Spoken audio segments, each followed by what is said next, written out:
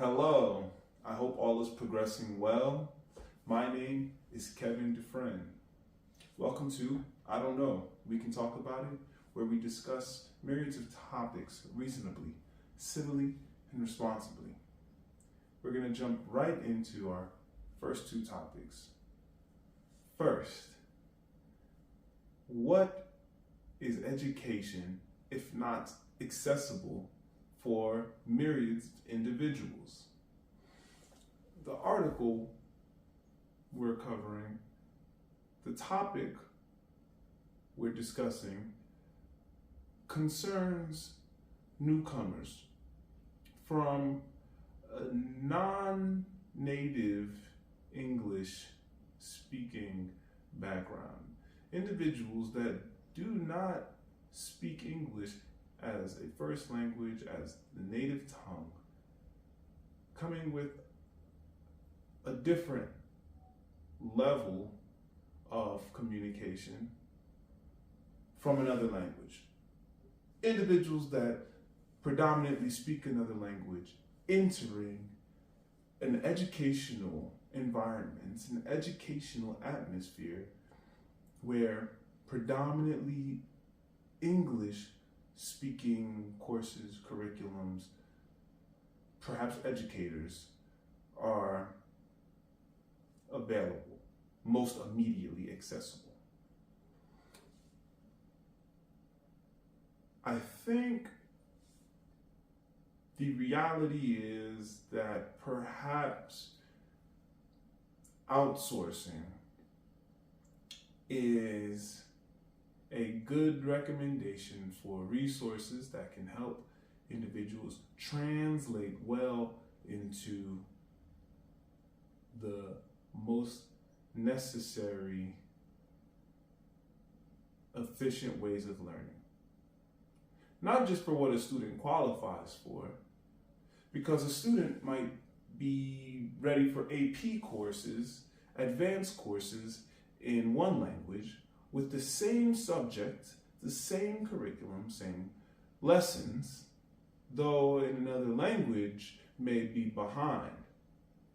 So may need more assistance with understanding between the two, though with the proper translating, the proper interpreting measures in place, students can be receiving adequate support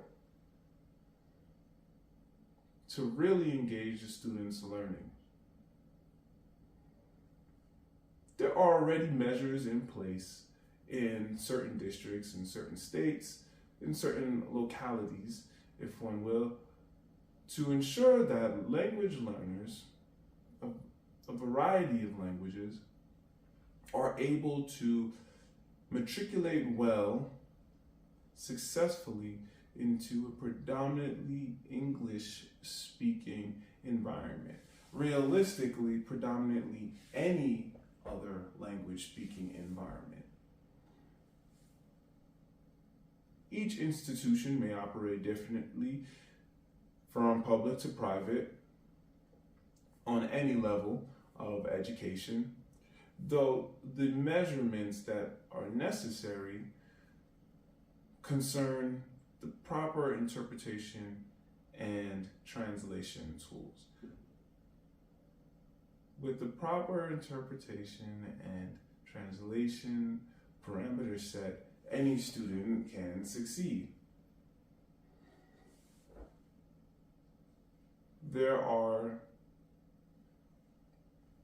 measures that are outside of a particular institution that may benefit an institution if in case an institution does not cover a particular area of translation and interpretation. I don't feel like any school needs to limit the educational resources that can be accessible, even if the educational resource is going to be a minor extension of a budget. Perhaps a couple or a few $100s for a resource that can receive similar implementation as another resource, perhaps requiring a little bit more time. I think the more accessible an educational atmosphere and educational environment is for any particular individual that may be entering the atmosphere, the better for the educational perspectives at a location. Now, of course, if one is entering a predominantly speaking any language environment, respectfully, I think learning the language of the environment is respectful, it's mindful, it can be truly beneficial in myriad ways, not in the immediate sense for grades, though also considering future perspectives about how one might grow in connection with a language anywhere around the world. Language proficiency can increase the flexibility of an individual, professionally, academically, socially. The next topic concerns athletic trainers.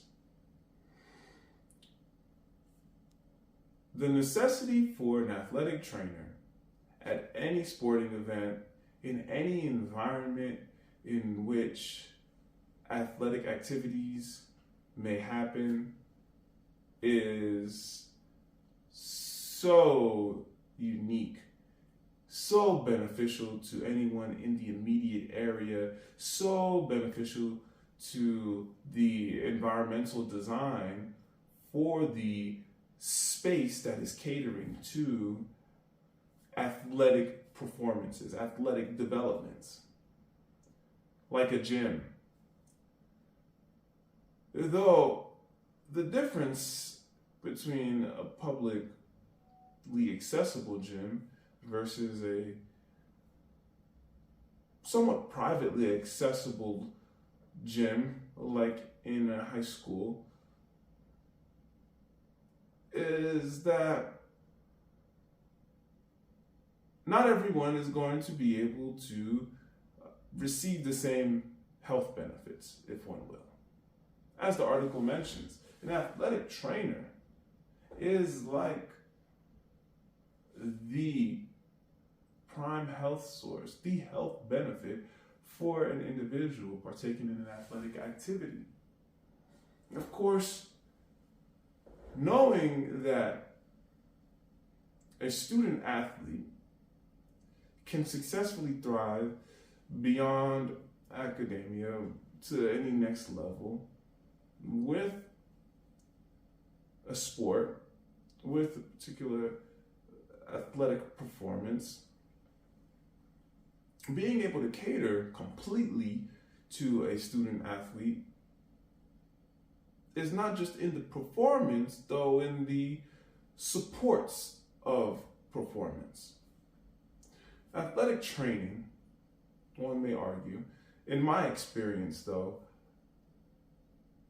concerns not just the health science of recovery and healing, though of course in parameters aligning with strength and conditioning. I recall having a nurse through elementary school, through middle school, though having an athletic trainer in high school, in college. Go figure, the athletic training office is usually one of the most popular places for athletes that are really working to make sure to be healthy, as well as a location of interest for any athletes with an interest in health, as well as a social area for athletes to mingle. This athletic training occupation in the field of health science does not need a limitation more so than it needs more expansion and support. If a school does not have an athletic training office, at least one athletic trainer, especially one athletic trainer that is available at a sporting event or in any event that may require or at least benefit from the presence of an athletic trainer, I'm going to question whether being an athlete, a student athlete at the school will be a wise decision. Not everyone is going to get hurt, understandably, though safety is number one on the list of what schools, any educational environment, any educational design requires.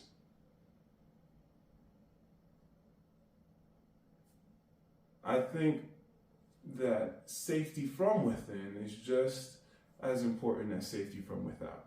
So being able to protect students, athletes,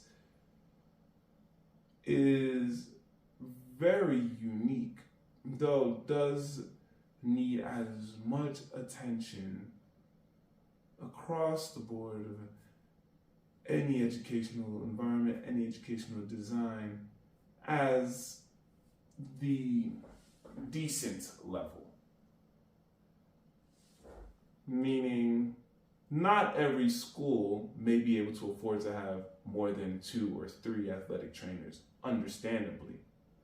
Though, at least being able to have an athletic trainer, though with a schedule that allows the athletic trainer to be at every single event, and perhaps an athletic training assistant that may not be receiving as much funding as the athletic trainer, though may be of great assistance to supporting the athletic trainer's needs to support better the environment, the educational environment, the athletic environment,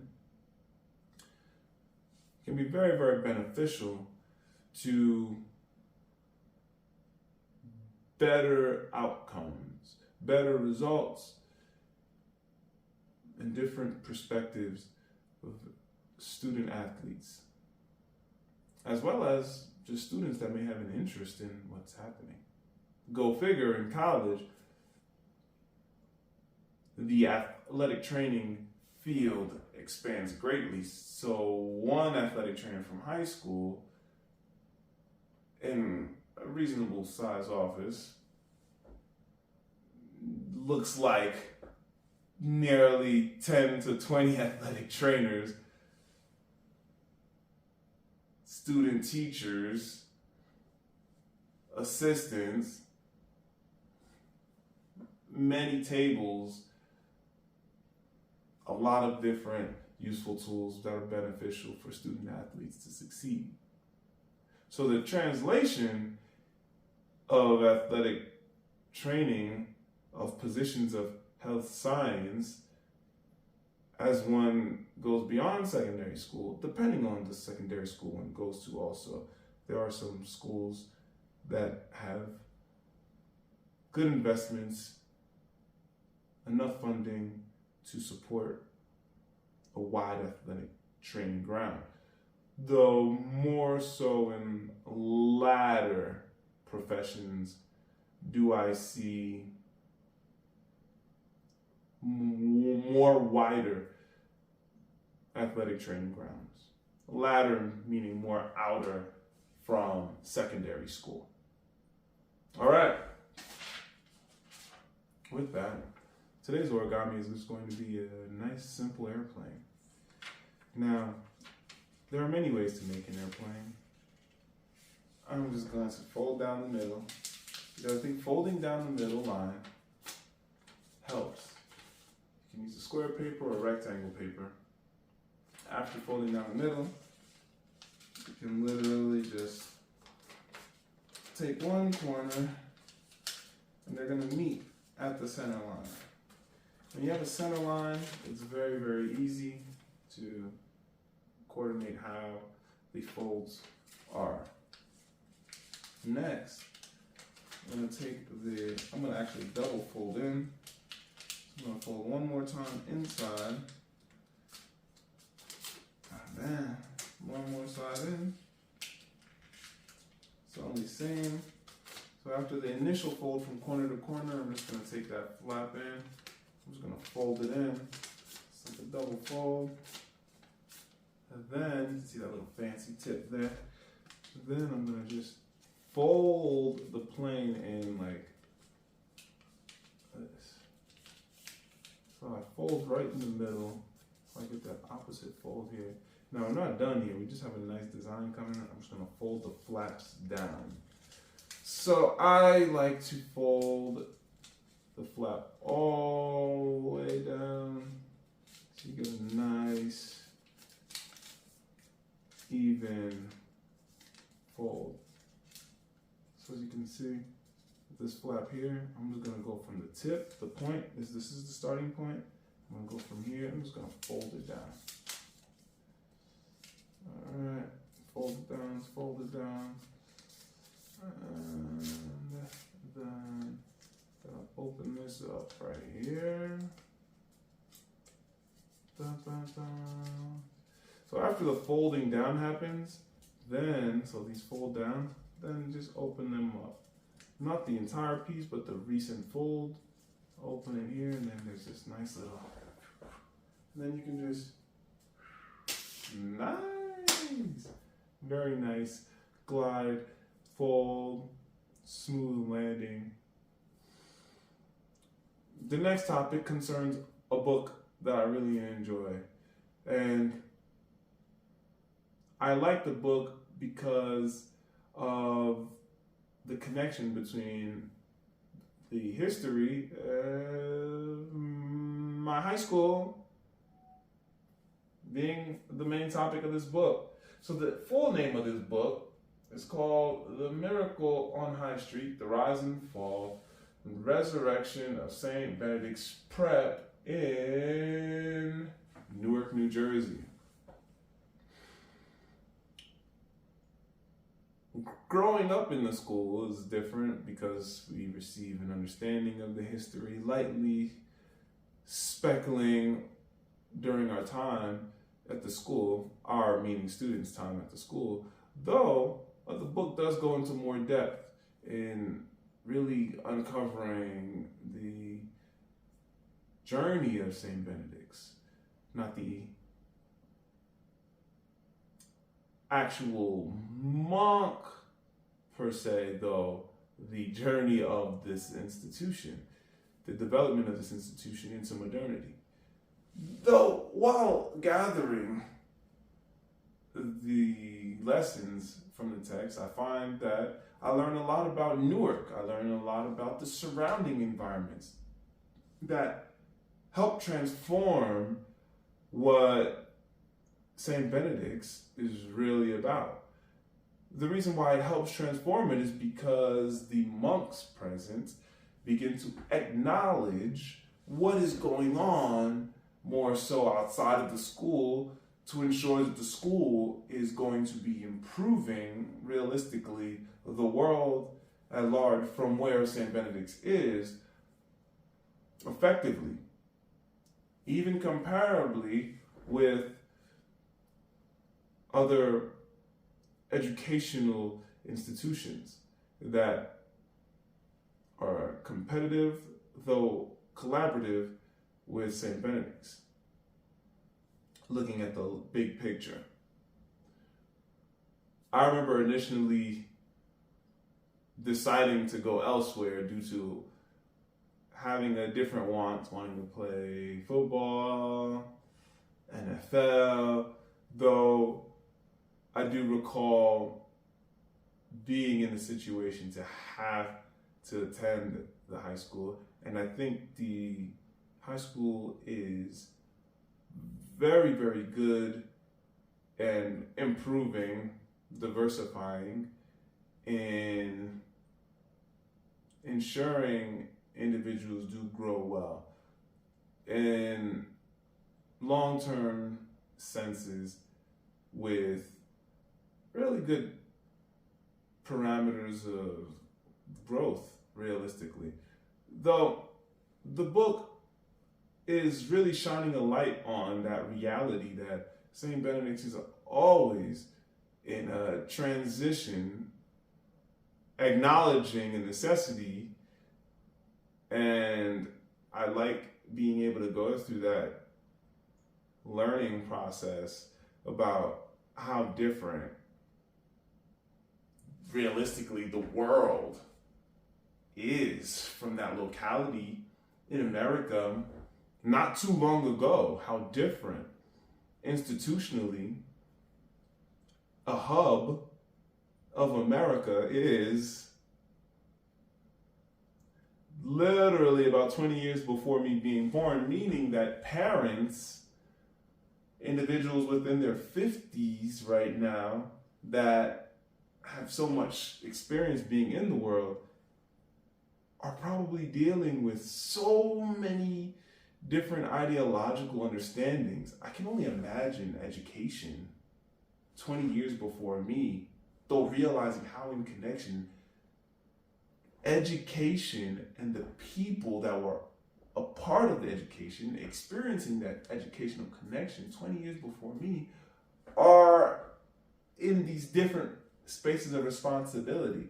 It's just wild to imagine what someone's parent might learn in high school or college and how the curriculums might change. I'm seeing the shift right now in education, slow shifts in teaching, methodologies, ideologies. How does one go about doing that?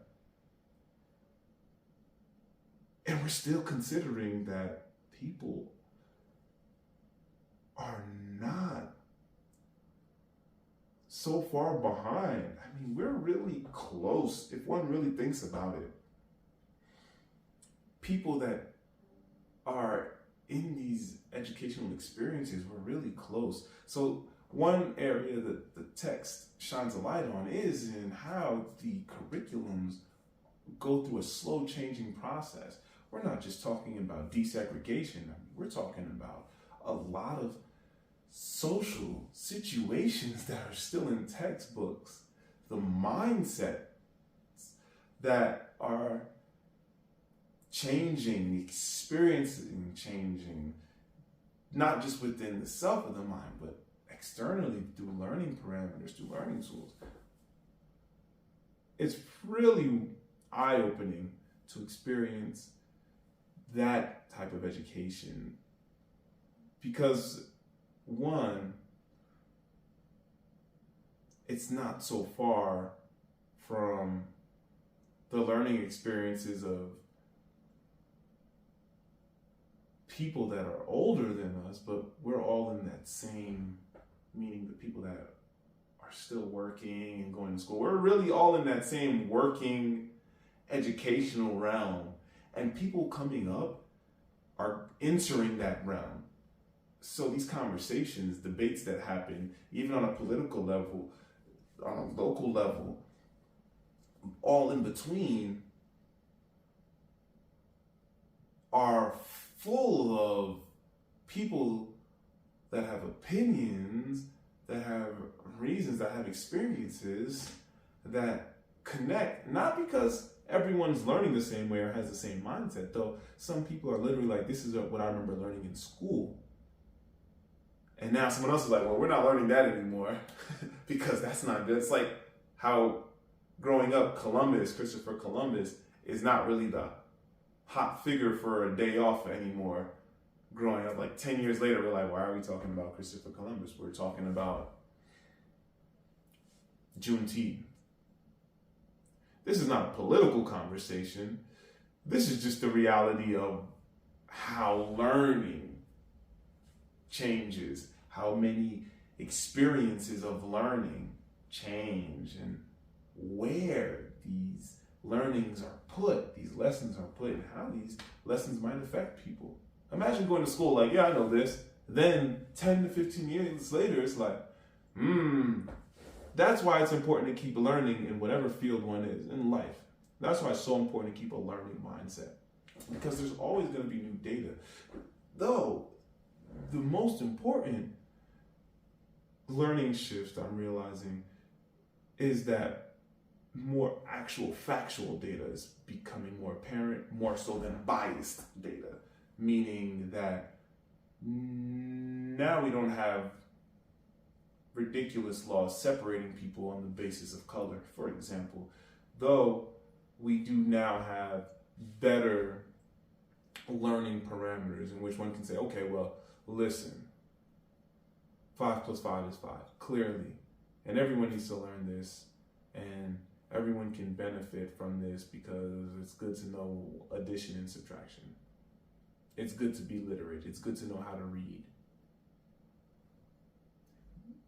Basic understandings, though there is no bias that is unfair. It is an equal understanding. So more learning opportunities are not just more accessible, though more equally relevant and fair, which is awesome. So the world is becoming a better place at large. Yes. And like I say, the text just really brings that perspective to the table in a way where I'm like, wow. We are so close to each other, like the world at large, realistically, like everyone is so realistically close to each other. Though, of course, nuances, differences, not in a bad way, make everyone more so unique and create that wonderful experience of discovering how another person might be and just being able to understand different shifts and how beautiful learning in the best ways possible really, really is. So keep learning. And of course, thank you for joining me for another episode of I Don't Know, We Can Talk About It. Onward and Upward.